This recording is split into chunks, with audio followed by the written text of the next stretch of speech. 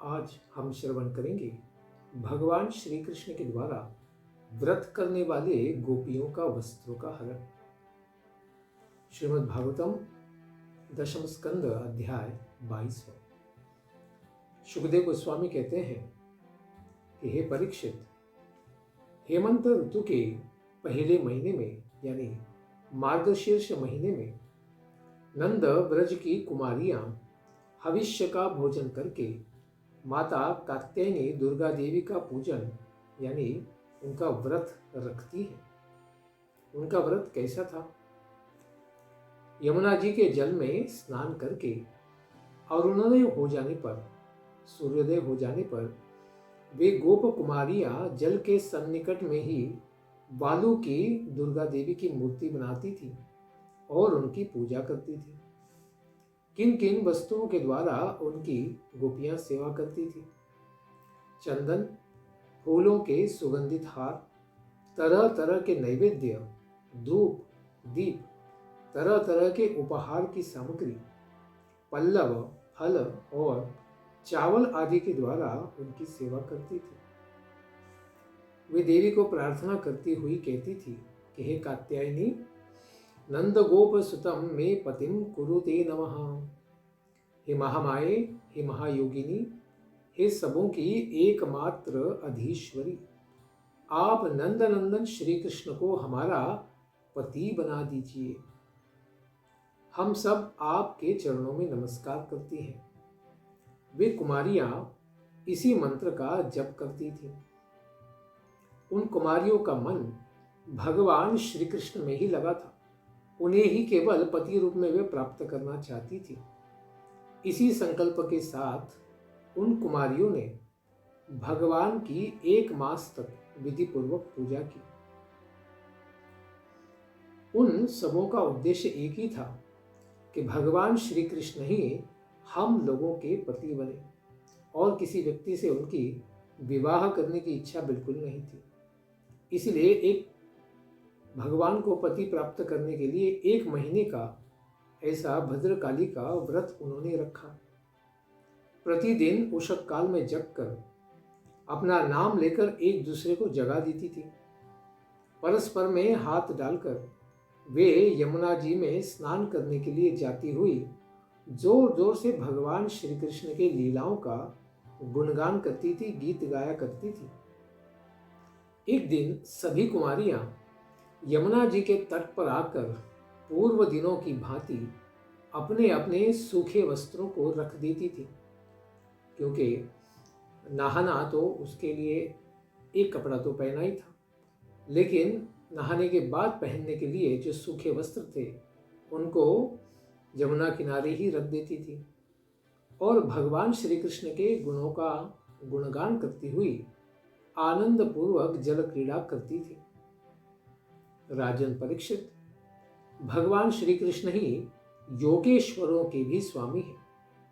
वे गोपियों की अभिलाषा को जानते थे।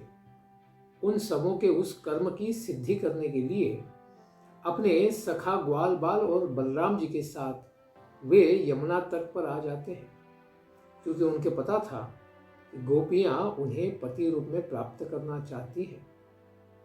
तो भगवान श्री कृष्ण अकेले ही उन गोपियों के सारे वस्त्र उठा लेते हैं जो तट पर रखे गए थे और तेजी से कदम्ब वृक्ष पर चढ़ जाते हैं।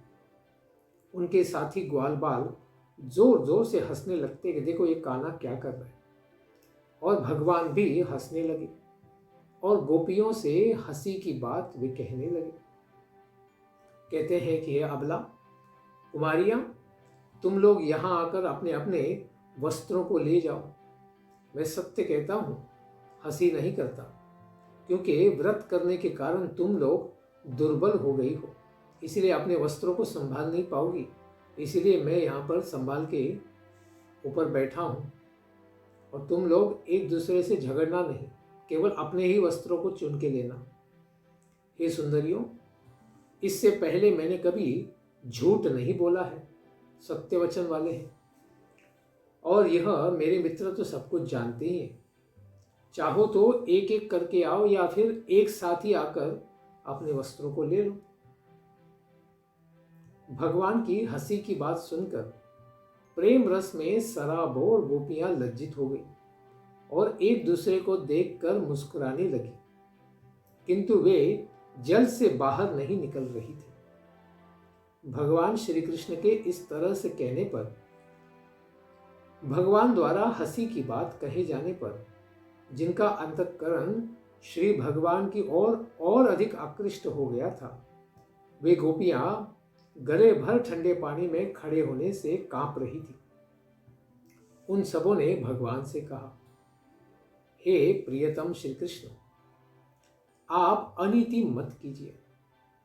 हम लोग जानते हैं कि आप नंद महाराज के प्रिय पुत्र हैं और ब्रज में बड़े ही प्रशंसनीय हैं। राजा के भी पुत्र हैं और सबको संकट से आप बचाते हैं, इसलिए आपको सब लोग चाहते हैं। हम लोग यहाँ ठंड के मारे कांप रही हैं, अतएव आप हम लोगों को कृपा करके वस्त्रों को वापस कर दीजिए। हे श्याम सुंदर, हम लोग आपकी तो दासियां ही हैं, आप जो कहेंगे हम वही करेंगे।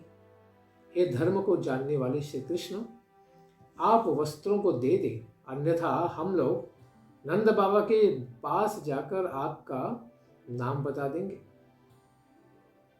हे पवित्र मुस्कान वाली कुमारियों, भगवान कहते हैं, आप लोग यदि मेरी दासियां ही हैं तो आप लोगों को हमारी कही हुई बात को मानना पड़ेगा। तो यहाँ आओ और अपने वस्त्रों को ले लो। उसके पश्चात ठंड से कांपती हुई सभी कुमारियां अपने दोनों हाथों से अपनी छाती को यानी हृदय में बैठे हुए भगवान को ढक कर ठंडी से पीड़ित वे सब जलाशय से बाहर निकल आई।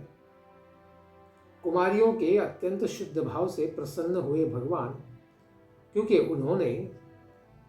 भगवान ने उनको पत्नी रूप में माना था और गोपियों ने भगवान को पति के रूप में माना हुआ था। ऐसे भगवान उन सबों को अपने सन्निकट ही हुई देखकर उन सबों के वस्त्रों को अपने कंधे पर रखकर बड़े मुस्कुराते हुए प्रसन्न होकर कहते हैं कि तुम लोगों ने तो व्रत किया है देवी का, लेकिन तुम लोग बिना दुपट्टा पहने ही इस प्रकार जमुना जी के जल में स्नान कर रही हो। इसके कारण जल के अधिपति वरुण देवता, इनका तुम लोगों ने अपराध किया है।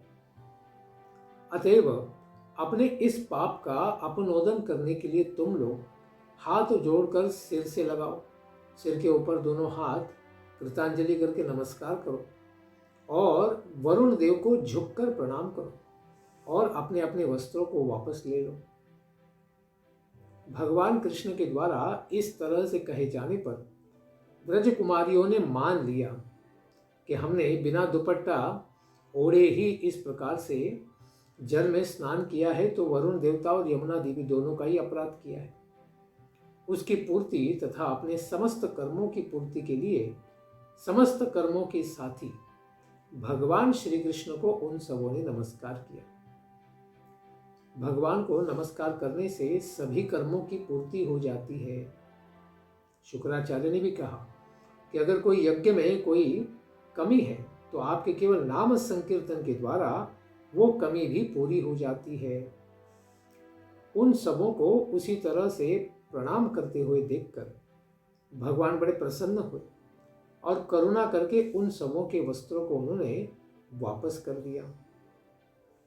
भगवान श्री कृष्ण ने इस प्रकार कुमारियों से बहुत छल भरी बातें की, उनकी लज्जा को भी छुड़ा दिया, हंसी भी की और कठपुतलियों की तरह उनको नचाया भी और उन सबों के वस्त्रों को भी हरण कर लिया। फिर भी अपने प्रियतम संग इस प्रकार उनका वार्तालाप या केवल भगवान से जो आदान प्रदान हुआ, इससे वे गोपियां स्वयं को कृतकृत्य ही मानती हैं। इस प्रकार वे कुमारियां भगवान से कभी भी रुष्ट नहीं हुई। कुमारियों ने अपना अपना वस्त्र पाकर फिर उसको पहन लिया और अपने प्रिय के संग के लिए सज धज कर तैयार हो गई। उनके चित्त को भगवान कृष्ण अपने वश में ऐसे कर लिए थे कि वे वहां से एक डग भी नहीं चल सकी, वहां से बिल्कुल आगे बढ़ नहीं पा रही थी। वे अपनी लज्जा मिश्रित नेत्रों से भगवान को ही देखती रही। श्री भगवान कृष्ण जान लिए कि ये कुमारियां हमारे चरणों का स्पर्श करने की कामना रखती हैं, इसीलिए तो इन्होंने इतना व्रत किया है। तो वे उन कुमारियों से कहते हैं, हे मेरी प्रियतमाओं, मैं तुम लोगों के इस संकल्प को जानता हूं कि तुम लोग मेरे लिए ही पूजा करना चाहती हो। मैं तुम लोगों के संकल्प का अनुमोदन करता हूं। तुम लोगों का संकल्प अवश्य ही भविष्य में सत्य होगा। जिन लोगों ने अपनी बुद्धि को मुझ में लगा दिया है, मेरे चरणों में ही समर्पित कर दिया है, उनकी कामना उन्हें सांसारिक कामनाओं की ओर नहीं ले जाती, भौतिक संसार में उन्हें नहीं फंसाया जाता है। यह उसी तरह होता है जैसे क्वथिता भर्जिता धानाः बिजाय नेशते। जिस तरह उबाल दिए गए हो या फिर भूंजे गए हो, ऐसे बीज पुनः अंकुर उत्पन्न करने के योग्य नहीं होते हैं। कुमारियों, तुम लोग व्रज में जाओ, तुम लोग सिद्ध हो गई हो। तुम लोग इन रात्रियों में यानी शरद पूर्णिमा की रात्रियों में भगवान के साथ उन्हें रमन करने का अवसर मिलेगा। तो सुखदेव गोस्वामी कहते हैं कि राजन परीक्षित, इस प्रकार से श्री भगवान का आदेश प्राप्त करके जिनकी कामना पूर्ण हो गई थी, वे ब्रज कुमारियां भगवान के चरण कमलों का ध्यान करती हुई बड़े कष्ट से वहां से निकली और ब्रज की ओर लौट गई। इस प्रकार गोपियों के वस्त्रों को चोरी करने का कारण केवल उनकी इच्छा को पूर्ण करना, उनके प्रति अपना स्नेह जताना और उनके व्रत की परिपूर्णता अवश्य ही होगी, यानी भगवान उन्हें पति रूप में अवश्य ही प्राप्त होंगे, इसको बताने के लिए ही भगवान ने उनके वस्त्रों को चोरी किया था और वापस भी कर दिया।